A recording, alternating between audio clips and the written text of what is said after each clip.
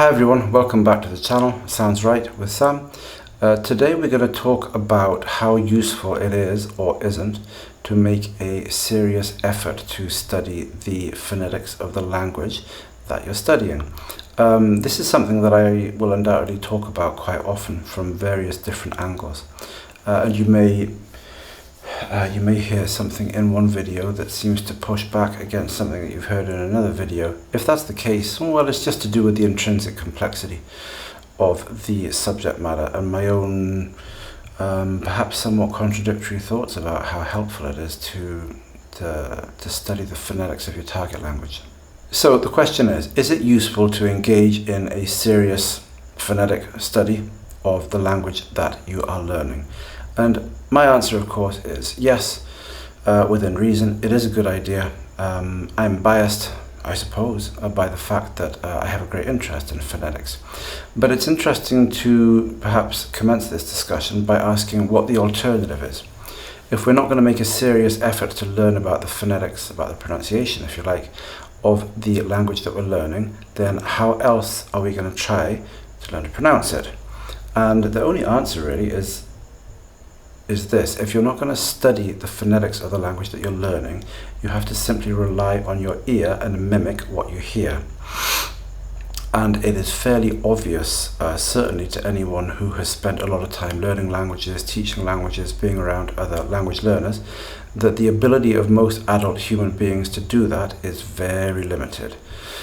We do not hear foreign languages correctly. We do not hear what the natives hear.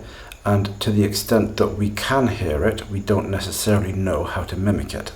To go to the first of those 2 points, my claim that we do not actually hear what's going on in a foreign language correctly, it's amazing how much detail we miss. It's amazing how much detail in a foreign language we only note when somebody has pointed out to us that it exists. Our brains just don't do a very good job of figuring out what is coming into our ears. And if you study the phonetics of a language, whether you're talking about the segmental or suprasegmental characteristics of what's going on, then you will often find it to be the case that you only hear things in that foreign language phonetically when you know they're there, when somebody has told you that they're there. I've noticed this with Russian, with Japanese in particular, but undoubtedly to some extent in Chinese as well. There's a lot of stuff going on that your brain just can't pick up on until somebody tells you about it. And then once they've told you about it and you've developed the ability to hear it, suddenly you hear it all the time. You think, oh my God, they're doing that all the time. But you never really noticed it until someone told you about it. You never really noticed it until your brain was primed to hear it. That's one important reason to study the phonetics of your target language. That study will prime your brain to hear it and to appreciate it much more accurately. The other thing that we can try and learn to do, of course, is to articulate alien sounds, sounds that are alien to us. And this point about articulation is probably more useful with consonants than it is with vowels. The point about a consonant is that there is a point in the mouth of contact or approach between what we call active articulators. Most obviously the tongue and the various pieces of the tongue, but also the teeth and the lips and also the velum if you're thinking about nasality, but we don't have to talk about that too much here. Also the uvula, although that's not so important in most languages. There aren't that many different sounds that are going to use the uvula, that dangly bit right at the back of your throat. We think of it as being our tonsils, but in phonetics that's not what it's called. We have a better chance of using those articulators correctly, I suppose, if we have some knowledge of what we're actually supposed to be doing. When it comes to vowels, a vowel, pretty much by definition, doesn't have that same close contact or approach between articulators. A, U, E, depends on the vowel.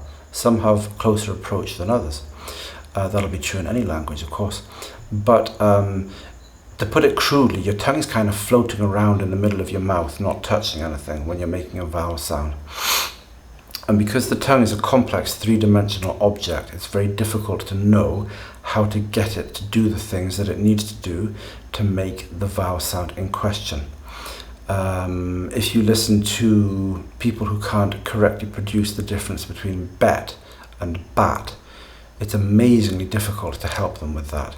You can say that bat, as I would pronounce it in my accent, has a more open tongue position. The tongue is lower in the mouth and it's in a relatively frontal position.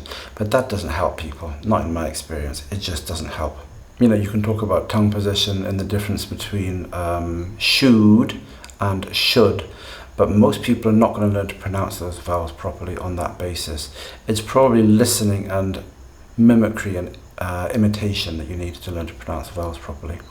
But nonetheless, thinking about what your articulator is actually doing is something that obviously has the ability to help you learn to pronounce sounds more accurately. Having said all of that, anyone who spends time teaching languages and trying to help people learn to pronounce them properly will realize that it's very often the case, it depends on the student, but it's very often the case that people are incredibly limited in terms of their ability to learn to articulate new sounds, consonants, vowels. Many people, when they speak their target language, this foreign language that they're learning, whatever it may be, really they're speaking it through the prism, pronunciation-wise, of their own language, and they can't depart that far from their own language.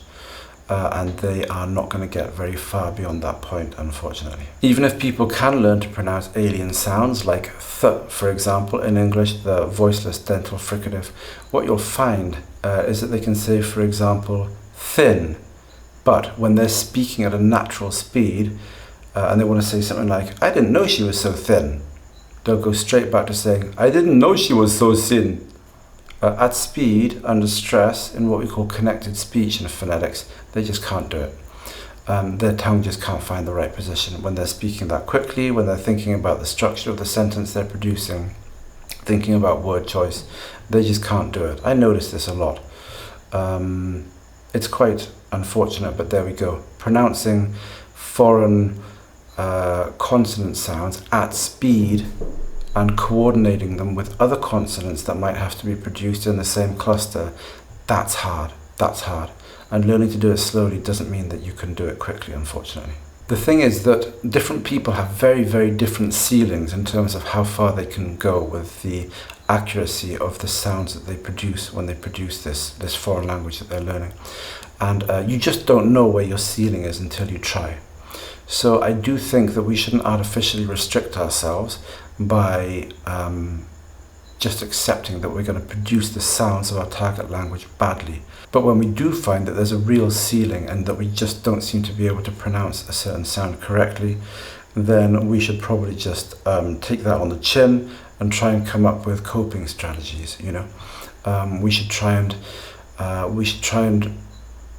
preempt our own problems by understanding that we might be pronouncing sounds badly. We can pick alternative words that mean more or less the same thing and use those instead.